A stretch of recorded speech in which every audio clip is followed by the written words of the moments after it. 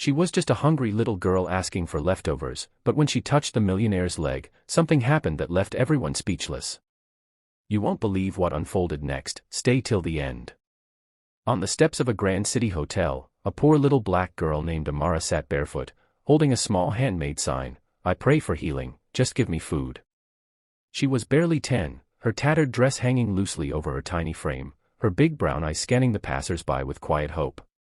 Everyone ignored her, businessmen in suits, rich women in heels, even the hotel staff who were used to shooing her away. But Amara didn't move. Her faith held her in place. She believed deeply that her prayers could change lives. She had seen it happen once before in her village. Her grandmother, a deeply spiritual woman, had taught her to pray with a pure heart. So every day, Amara sat there, offering prayers in exchange for leftover food. Her stomach often growled, but she prayed anyway, not just for herself, but for others in pain.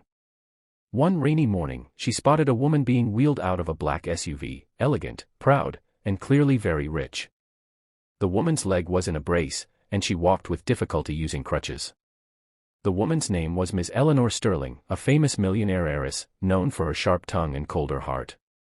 Her wealth came from oil, her fame from her expensive lifestyle and TV interviews.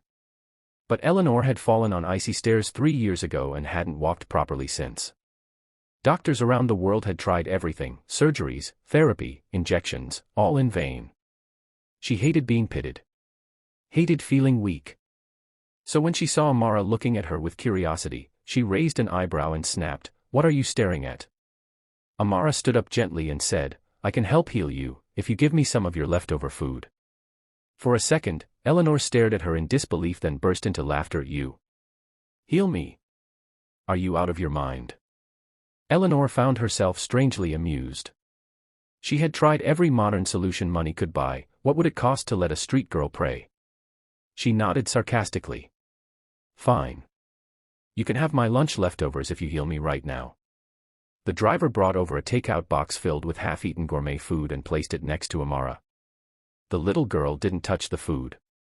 Instead, she knelt beside Eleanor's leg, closed her eyes, and whispered a soft prayer in a language the millionaire didn't recognize. Amara's hands were trembling slightly, but her voice was steady. She placed both hands gently over Eleanor's brace and whispered, "In Jesus' name, let her walk free." Eleanor rolled her eyes at first, but something about the warmth in the girl's voice sent a shiver down her spine.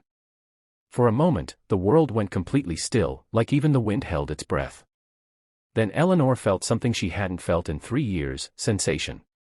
A warm, tingling wave moved from her knee down to her toes. She gasped, sitting upright, thinking it was a trick of the cold air. But then her toes wiggled, willingly. Her driver blinked in shock. "Did you just move your foot, ma'am?" Eleanor stared down and whispered, "I think I did." Amara slowly backed away, opening her eyes, her hands still glowing faintly warm. "Try standing," she said softly. Eleanor hesitated. She had tried 100 times before. But something urged her to try again. With shaking hands, she handed her crutches to the driver. The crowd that had begun to gather fell into a hush. Eleanor placed one foot on the ground, then another, both firm, both steady. She pushed herself up and, to her own astonishment, stood. Her mouth dropped open, her hands trembling. She took one step. Then another. The driver stepped back, utterly stunned. The watching doorman covered his mouth in disbelief. Eleanor, who had given up all hope, walked 10 steps forward, alone. Then she turned around with tears in her eyes. Amara smiled, picking up the box of food quietly. "Thank you," she whispered, and began to walk away. But Eleanor called out, "Wait." The little girl stopped. Who are you?" Eleanor asked, her voice cracking. "I'm just a girl who believes God still heals," Amara said simply. The driver ran after her and tried to hand her cash, but she shook her head. "I only asked for leftover food," she said gently. "That's all I needed." Eleanor stood watching her, still stunned. The people around whispered, "It's a miracle. That girl is special." That night, the story went viral. Someone had recorded the entire moment on their phone. Millions watched as a poor little girl healed one of the wealthiest women in America with nothing but faith.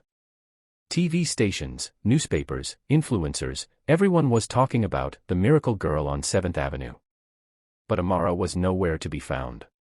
She had quietly returned to her small corner under the bridge, giving thanks for a single warm meal.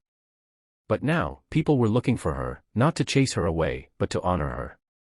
Eleanor, once skeptical and proud, made a decision that would change everything. She began a campaign, Find Amara. Billboards were put up, and a reward was announced. But the girl remained humble, hidden, and content. Days later, Eleanor's driver spotted Amara by a soup kitchen. He approached slowly, kneeling beside her, tears in his eyes. "Miss Eleanor wants to thank you properly," he said. This time, Amara agreed. When she was brought to Eleanor's estate, she was given clean clothes, a warm room, and more food than she had ever seen. Eleanor sat beside her and took her hand. "You gave me something no doctor could. You gave me back my life," she whispered. Amara just smiled. "I didn't heal you, God did." Eleanor's eyes softened. "Then he must have sent an angel through you." From that day, Eleanor took Amara in as her own. Amara was enrolled in the best school, provided every opportunity, but she never lost her humble heart. She would pray every night, just like her grandmother taught her. And slowly, Eleanor began to pray too. Her mansion, once cold and proud, became a place of warmth and laughter. She built a new wing in her hospital, named the Amara Center for Hope and Healing. There, children from poor backgrounds were offered free medical treatment and faith-based care. People came from far and wide to witness the little girl who changed a millionaire's life. But Amara never saw herself as famous. "I'm just a girl with faith," she'd say, whenever asked. And that faith continued healing hearts around her every day. Years passed, and Amara grew into a beautiful young woman, wise beyond her years. She became a doctor, blending medicine with faith, always remembering her journey. Eleanor, now older and softer, watched her with pride. "What a blessing you were that day," she'd say, holding her hand. Amara always replied, that day was never about food. It was about a chance to give hope. And indeed, hope had blossomed from that moment on the sidewalk. The world often forgets that miracles walk among us in small feet and big hearts. But that day proved, one act of faith can shift everything. A poor girl. A broken millionaire. And a miracle that fed both body and soul.